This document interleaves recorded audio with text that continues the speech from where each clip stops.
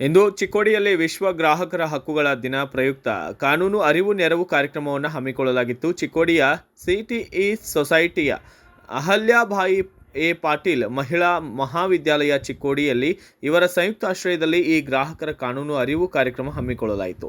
ತಾಲೂಕಾ ಕಾನೂನು ಸೇವೆಗಳ ಸಮಿತಿ, ನ್ಯಾಯವಾದಿಗಳ ಸಂಘ, ತೂಕ ಮತ್ತು ಮಾಪನ ಇಲಾಖೆ, ಕಾರ್ಮಿಕ ಇಲಾಖೆಯವರು ಅಹಲ್ಯಾಬಾಯಿ ಎ ಪಾಟೀಲ್ ಮಹಿಳಾ ಮಹಾವಿದ್ಯಾಲಯ ಚಿಕ್ಕೋಡಿಯಲ್ಲಿ ಸಲ್ಲಿಸಲಾಯಿತು.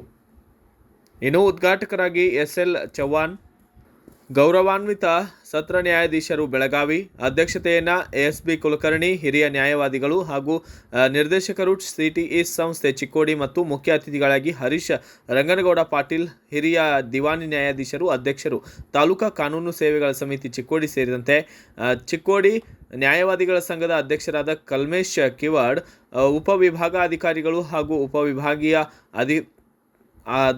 ಅಧಿಕಾರಿಗಳಾದಂತಹ ಮೆಹಬೂಬಿ ಚಿಕ್ಕೋಡಿ ಮತ್ತು ಉಪ ಪೊಲೀಸ್ ವರಿಷ್ಠಾಧಿಕಾರಿಗಳು ಚಿಕ್ಕೋಡಿ, ಗೋಪಾಲಕೃಷ್ಣ ಗೌಡರ್ ಸೇರಿದಂತೆ ಗಣ್ಯಾತಿಗಣ್ಯರು ಮತ್ತು ಮಹಿಳಾ ವಿದ್ಯಾಲಯದ ವಿದ್ಯಾರ್ಥಿನಿಯರ ಇವರ ಉಪಸ್ಥಿತಿಯಲ್ಲಿ ಈ ಕಾರ್ಯಕ್ರಮವನ್ನು ನೆರವೇರಿಸಲಾಗಿದೆ. ಗ್ರಾಹಕರ ಹಕ್ಕುಗಳ ಬಗ್ಗೆ ಅರಿವು ಮೂಡಿಸುವುದು ಇದು ನಮ್ಮ ದೇಶದ ಒಂದು ಭಾಗ. ಇಂತಹ ಕಾರ್ಯಕ್ರಮಗಳನ್ನು ಮಾಡುವುದರಿಂದ ಗ್ರಾಹಕರಲ್ಲಿ ಒಂದು ಅರಿವು ಬಂದು ಯಾವ ರೀತಿ ನಾವು ಮಾರ್ಕೆಟ್ಗಳಲ್ಲಿ ಖರೀದಿ ಮಾಡಬೇಕು ಆ ಒಂದು ಮಹತ್ವದ ಅರಿವು ಮೂಡಿ ಬರುತ್ತದೆ. ಆದ್ದರಿಂದ ನಮಗೆ ಖರೀದಿ ಮಾಡುವಲ್ಲಿ ಚೀಟಿಂಗ್ಗಳು ಆಗುವುದಿಲ್ಲ. ಅದಕ್ಕಾಗಿ ಇಂತಹ ಕಾರ್ಯಕ್ರಮಗಳನ್ನು ಎಲ್ಲ ಸಂಸ್ಥೆಗಳಲ್ಲಿ ಮಾಡಬೇಕೆಂದು ಇದು ಭಾರತ ವೈಭವದ ವಿಶೇಷ ವರದಿಯಾಗಿದೆ.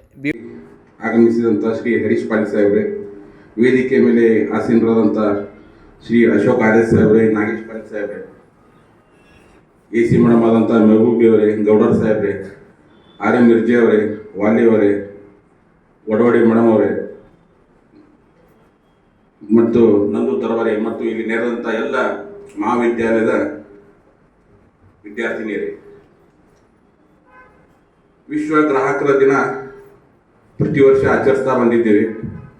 ಈ ಒಂದು ದಿನದ ಮೂಲ ಉದ್ದೇಶ ಗ್ರಾಹಕರಿಗೆ ನಮ್ಮ ಮೂಲ ಹಕ್ಕುಗಳು, ನಮ್ಮ ಮೂಲ ಗ್ರಾಹಕರ ಏನು ರೈಟ್ಸ್ ಅವ ಅದು ಪ್ರತಿಯೊಬ್ಬರು ತಿಳಿಸೋ ಸಲುವಾಗಿ ಈ ಒಂದು ದಿನ ನಾವು ಪ್ರತಿಯೊಂದು ವರ್ಷ ನಾವು ಆಚರಿಸ್ತಾ ಬಂದಿದ್ದೀವಿ.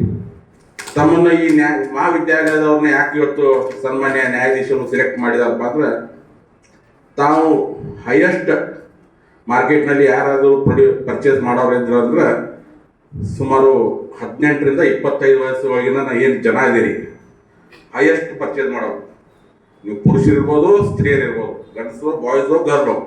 ಮಾರ್ಕೆಟ್ನಾಗ ಹೈಯೆಸ್ಟ್ ಆನ್ಲೈನ್ ಪರ್ಚೇಸ್ ಅಂದ್ರಿ, ಆಮೇಲೆ ಡ್ರೆಸ್ ಪರ್ಚೇಸ್ ಮಾಡ್ರಿ, ನೀವು ಕಾಸ್ಮೆಟಿಕ್ಸ್ ಪರ್ಚೇಸ್ ಮಾಡ್ರಿ, ಹೈಯೆಸ್ಟ್ ಯಾರು ಆಗೋದ್ರಿಂದ ನೀವು ಪರ್ಚೇಸ್ ಮಾಡೋರು 18ರಿಂದ 25 ವಯಸ್ಸು.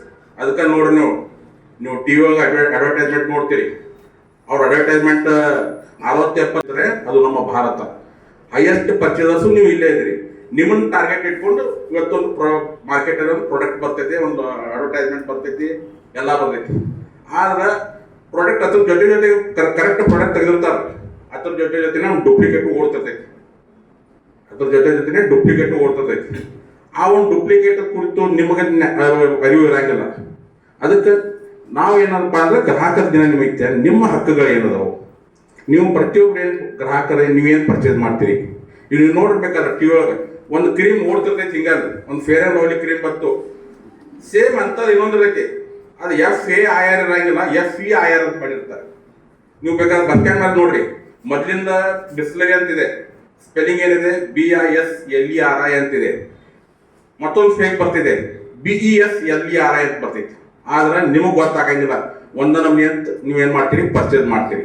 ಆ ಪರ್ಚೇಸ್ ಮಾಡಿದ ನಂತರ ಒರಿಜಿನಲ್ ಬೇರೆ ಇರ್ತೈತಿ, ಡೂಪ್ಲಿಕೇಟ್ ಬೇರೆ ಇರ್ತೈತಿ. ಅದಾದ ನಂತರ ನಿಮ್ಗೆ ಸೈಡ್ ಎಫೆಕ್ಟ್ಸ್ ಹತ್ರ ಶುರು ಆಗ್ತಾವೆ.